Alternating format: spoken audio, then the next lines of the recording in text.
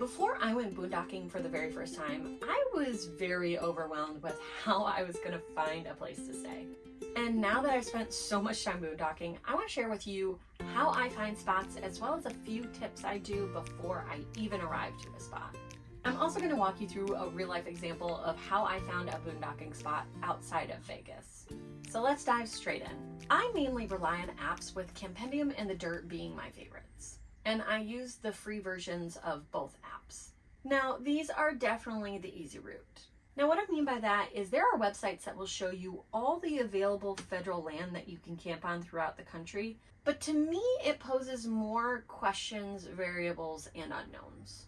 And while someday I might want to explore that more, I want to tell you why I don't as a solo female traveler with a mid-size rig. First is my safety. I think of it kind of like staying at an Airbnb with no reviews, which I do not do. While I always like to think the best in people, I still want to be as safe as I can be. So using Campendium and The Dirt shows me reviews from people who have stayed in that area before. These reviews have actually stopped me from camping in a few places because reviewers have noted about the sketchiness of an area. Also from these reviews, I can check to see whether the site is doable for my rig. People will usually note what kind of rig they're in, what length they are, and whether certain spots are good or bad for RVs. And again, because I'm alone, if I go down a road that I actually need to turn around and come back on, I would have to take that road completely in reverse, which admittedly I have done before. But not having somebody there to help you get back down that road is a really sucky situation that I do not want to put myself in again. If you're looking for a site in a specific location and Campendium and The Dirt aren't coming up with any spots, two other places I like to check are Google Maps and Facebook. On Google Maps, just look up camping sites in the location that you're hoping to stay. And on Facebook, there's a group called Boondocking and Free Camping USA. I found some good spots from both this Facebook group and Google Maps. Now, let me walk you through how I found that spot outside of Vegas. When I was deciding where to go next after Death Valley, I was looking at my options within a 2 to 3 hour drive, and that's when I decided on Vegas. So first, I went to Campendium, which is my favorite of the two apps. I'm usually looking at the green forest icons because those denote state parks or boondocking. To make it easier, you can filter by price, set that to 0, and select just public land. At first, I was looking at these mountains, but I checked the weather for the area and the forecast had freezing temperatures, so no thanks. That brought me to the other side of Vegas and all of these options around Lake Mead. First, I checked 8 Mile Road, but there were some views mentioning that the road in was pretty rough. That made me check this site, Government Wash. Immediately, I liked that it had a Campendium award on it, and the reviews about it having a lot of space, even being so close to a big city, was a big sell for me. So I went for it and ended up having a fantastic stay there. Now, before I arrive to any spot, here are a few additional tips I do to ensure the spot is actually going to be good for me and my rig.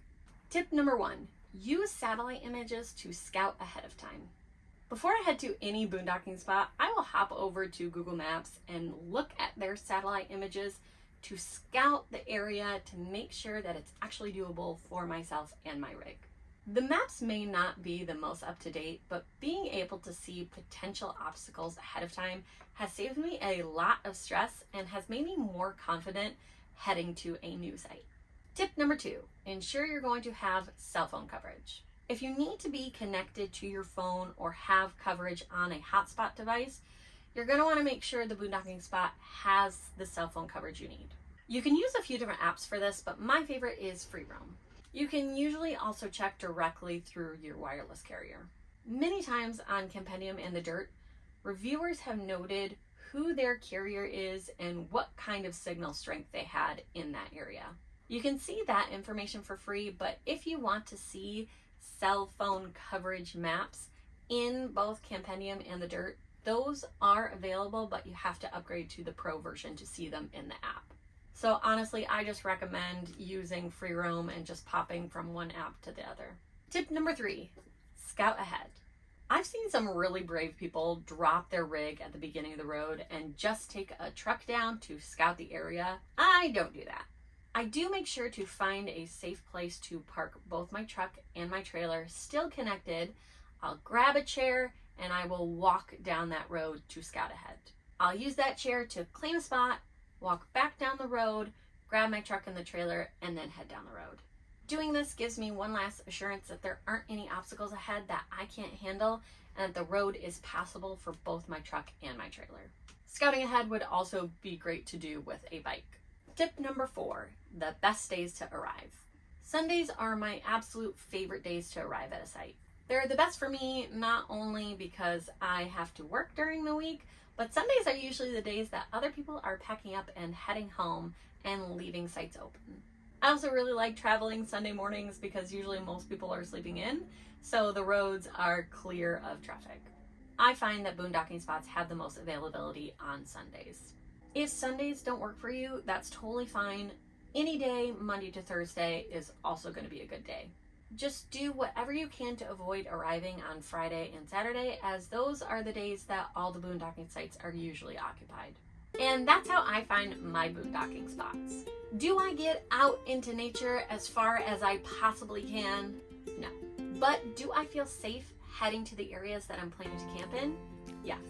The Las Vegas example may have been the poorest example to use because that area was the busiest boondocking spot I've ever been in. But let me assure you, even going to spots with tons of reviews on both Campendium and the Dirt, you'll pull up and most likely find that there's not a lot of people there. They're usually pretty empty, or they have a lot of space for people to spread out. But again, I do it this way so I can know ahead of time that both my truck and my trailer can make it down the road to the site, and I can be comfortable heading into the area as a solo female. If you found this video helpful, be sure to give it a thumbs up, hit that subscribe button, and make sure to share your thoughts in the comments below. And most importantly, please be sure to leave every site better than you found it and follow all leave no trace principles. Thanks so much for watching.